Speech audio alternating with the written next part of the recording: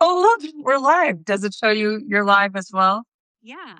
Oh, it's so okay, fantastic. Well, we can give people a second to hop on. Hi, Deborah. Do you see the names too, Sarah? Or Yeah, I can see that. oh, hi everyone. Hi, everybody.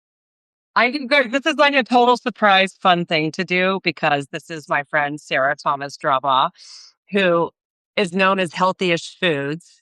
And while we wait for some other people to join us, I'll just give you the scoop because we were introduced. I mean, was that like a decade ago now? Literally, I think it's been that long, which I can't even believe that, but it's I true. know. And I think it's when I was at the Williams Sonoma Test Kitchen and I was doing a lot of content around wellness in January and trying to make it easy for people. And I think I Right at pre-COVID too, because I feel like nice. that was kind of when everything went quiet for a while. Just everybody was doing their COVID thing, but that was Right. a while. It has been. And you guys, I found her because I think I was looking at things. I love the word healthyish, like this time of year especially. And then I came across your work.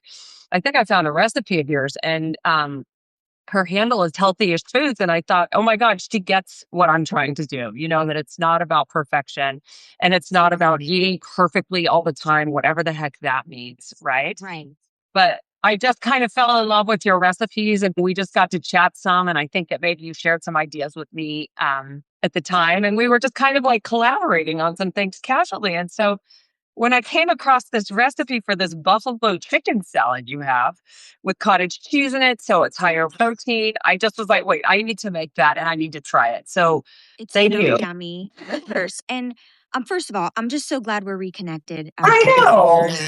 And I'm so glad we're doing this together today because that recipe is delicious. It's Yeah. it's perfect for so many reasons, kind of the ones you highlighted. Yes. But I just love it because you can kind of customize it too. It's just fun. So Yeah. awesome, Kyle. Exactly. And would you tell people your background and how you got into this and what you're all about? If they haven't seen you, because by the way, you guys, she's blown up. Do you know how many people do you have on Instagram paying attention these days? I'm just a little under 1 million. Yes. I know it is crazy. And I'm so appreciative because That's amazing. it is crazy. But here's the thing I'll say. Nothing was overnight for me, which is fine. It's been a blessing that it's been slow growth because I feel like I've learned so much along the way, and that allows me to offer my audience a whole new perspective kind of as I grow and the audience grows. So I'm very thankful for that. But it's definitely been, I think it'll be 10 years this year, which is crazy. Oh my gosh. So tell me how Healthiest Foods came about and what you're about for the two people who don't know who you are. Um, yes. So Healthyish is just a platform where it allows me to share my recipes. I'll kind of trying to think if I want to give you guys the long version or the short version. Well, I mean, we have, I don't know, 5-minute version. You tell me. Okay, I'm gonna give the long version. Good. Maybe okay. If you have any questions for me while you're assembling, you let me know. Well, that's what let's talk. I'll assemble while you talk, and then because everyone can access the recipe afterwards. So I'll take them through the ingredients after you share your story with us. So they'll send it to. So kind of long version modified is when I started Healthyish. I was offering organic baking kits. Yeah. They were like single servings. The idea was kind of healthy-ish, portion control. It was mostly the idea around single servings that could go in an oven or a microwave, biodegradable, unbleached cup. It was so cute. Right. We had thousands of retailers lined up. There were so many wonderful retailers that were on board. I had raised money for venture capital and I was like ready to go. Yes. Fast forward, kind of right pre-COVID, I got a call, and I'm from Pittsburgh, Pennsylvania originally, but I had gotten a call that my mom's diagnosed with a stage 4 cancer. Mm. So, as you can imagine, this news was absolutely devastating. And I kind of had a choice at that time. It was like, go home and be with my mom. Yeah. Because they did not give her a great diagnosis at that time, or like keep pursuing this retail market. Right. And I chose to go home and be with my mom. I told the venture people, I was like, I can't take your money. Timing's wrong. I told the retailers, which I felt so bad, but it was just, I told them, I said, hey, like, I'm going to have to like back out. They were also wonderful about it, which was such a blessing. They were like, Wow. I know. They were like, because like, You were down the road. I mean, you were, yeah. yeah. So it was just a very difficult time. And I started cooking recipes, one for my mom and just like things that I thought she would enjoy. Um, and she did fight. She fought hard. She ultimately did pass away. She lost, her battle with her disease. Mhm. But during that whole time, I was focusing on recipes and sharing my love that way. It's So amazing. that was like, I always had the blog. I had the desserts on there, but I really just started expanding it. And it was like really growing legs. And I'm like, wait, people really love this. This Yeah. is amazing. And that's when I actually went to culinary school because I was just like, I really want to make sure kind of what I'm doing is technically sound. And if nothing else, I just had like a little imposter syndrome. Yeah, of course, right? Even though, like, think about what you did, right? You just like totally took the world by the storm, bull by the horn, and you just started doing it. You figured it out. Yeah. And I just feel like, I did get lucky in so many ways, but it was a lot of hard work too. So Right. I went to school, and if nothing else, that just kind of made me feel like just more confident in my own abilities and just what I'm doing. Of course. And fast forward, and here we are. I've been really lucky, Amanda, because I've had just like a couple viral recipes that, just really help grow things and get people's eyes on my work. And I'm just always so appreciative. And I do think the audience loves more the protein forward stuff. Oh my gosh. You're not kidding. And so, yeah, that what have been your most popular recipes? What are the ones that really took off the most? So I think I'm pretty well known for chicken and salmon, but I Yeah. gotta tell you, the latest craze, if you will, is chicken cutlets. Oh, wait, you did those amazing, amazing, like hand done ones. Yes, exactly. Can we make those another time? Those look so incredible. We're gonna make them and we're gonna walk and talk with them because that's the only way to do it. I love chicken. My kids, I mean, they're grown now. We love chicken cutlets so much. I saw that and was like, this is so brilliant. So it's funny because I eat a ton of chicken. I eat a ton of salmon. And so I get why that one went viral. It's so clever. It's so fun. It looks absolutely delicious. Oh, they're so good and they're so easy. And I think too, because I was just kind of being like fun with it, and I Yeah. made the comment like, chicken cutlets instead of Italian protein bar, or they are Italian protein bars. And like, people I think just love kind of that aspect of Boom. it. Yeah. And there is a cutlet crew now. It's a thing. That had a moment. And I didn't even know you'd done that recipe. That shows you how little I'm paying attention. Because when I saw that, I was like, this is so brilliant. Then it's like the walk and talk food now. But if you think about like our obsession with protein, our obsession with like ASMR and crunchy things, right? So you show that and we're like, oh my God, that looks so incredible. It's so good. Okay, so that's an amazing one that I would love to make with you too. And then what are some of your others? Were any of your baking things like at the beginning? What were some of your most popular ones that really started to take off?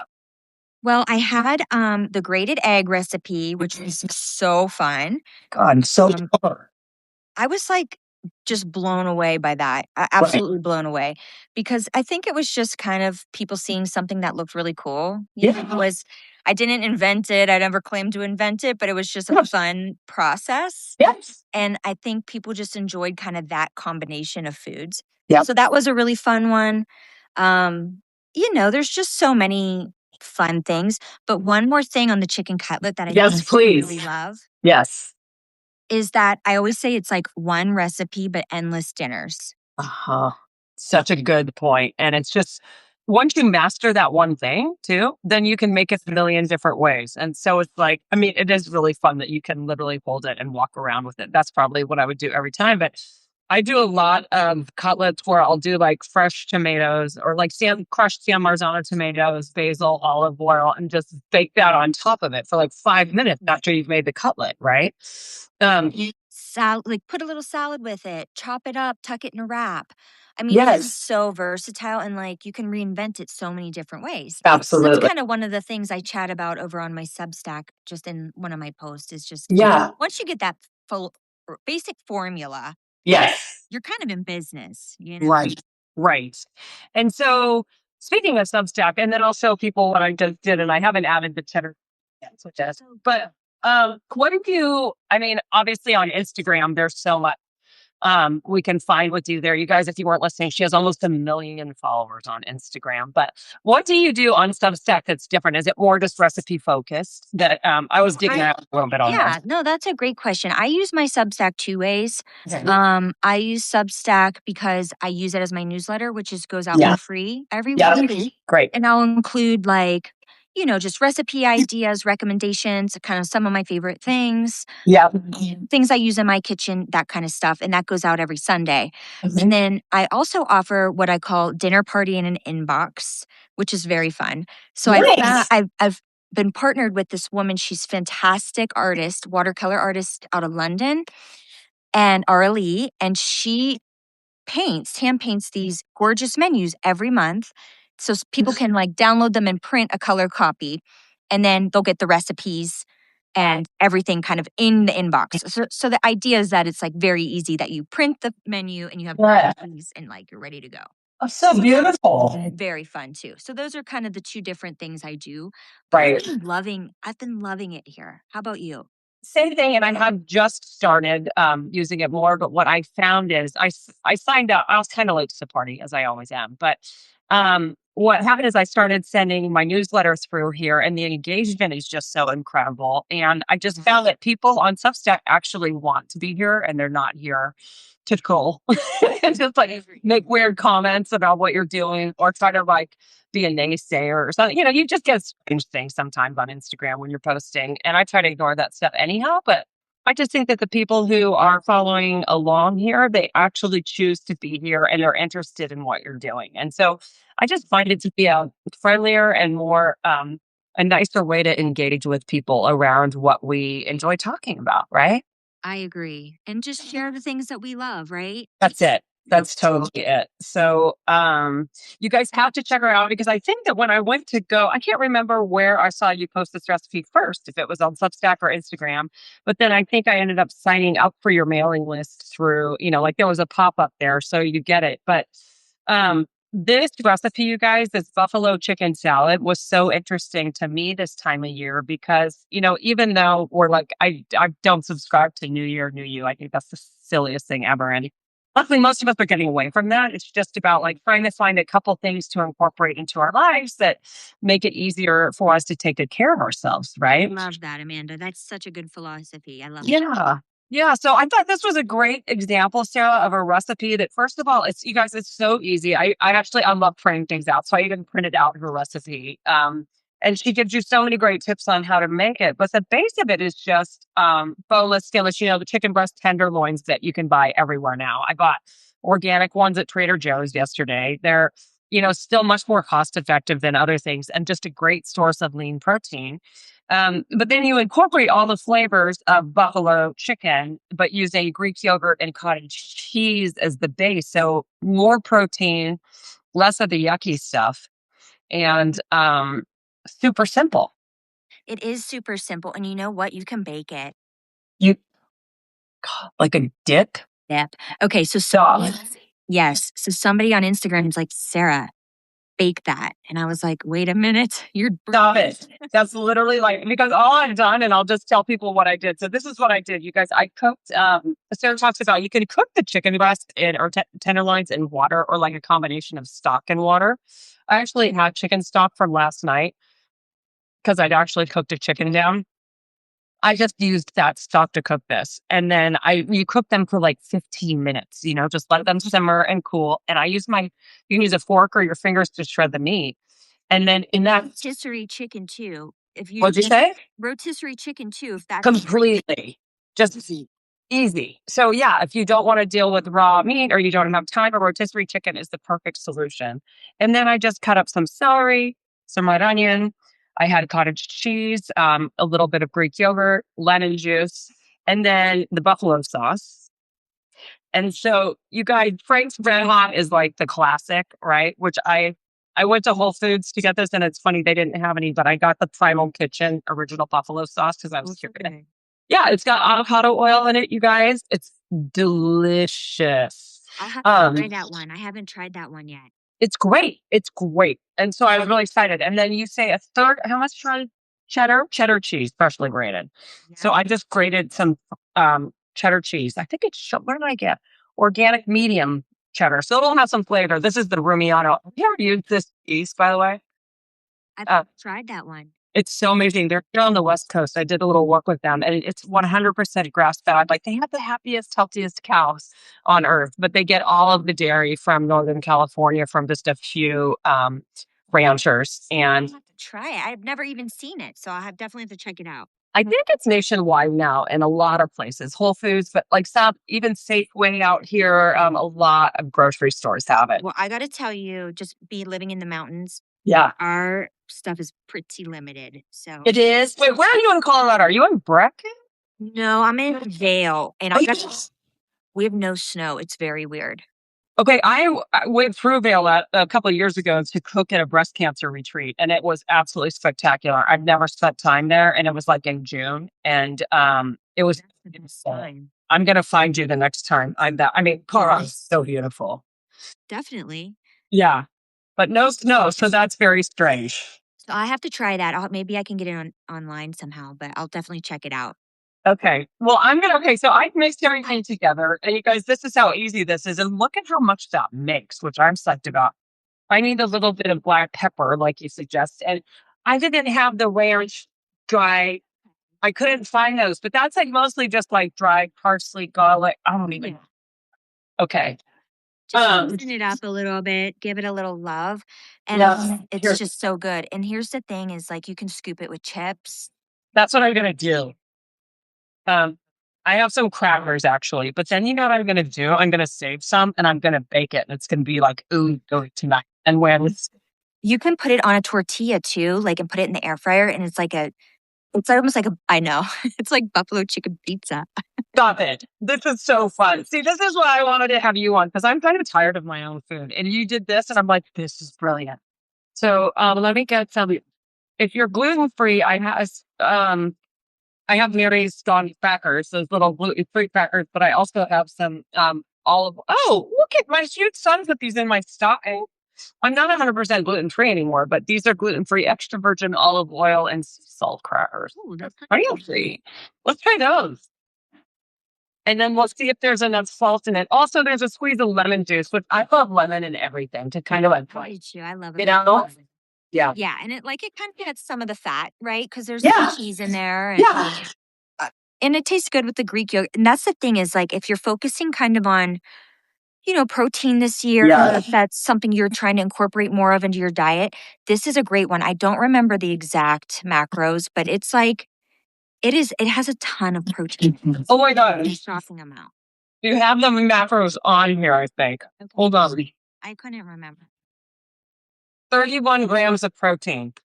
And a quarter of this? Yes, per serving. This makes 4 generous servings, but you guys, that's insane. Amazing. Insane. And I feel like because there's cottage cheese, Greek yogurt, chicken. Yeah. And then there's a little in the cheddar. Yep. Right? Some protein in there.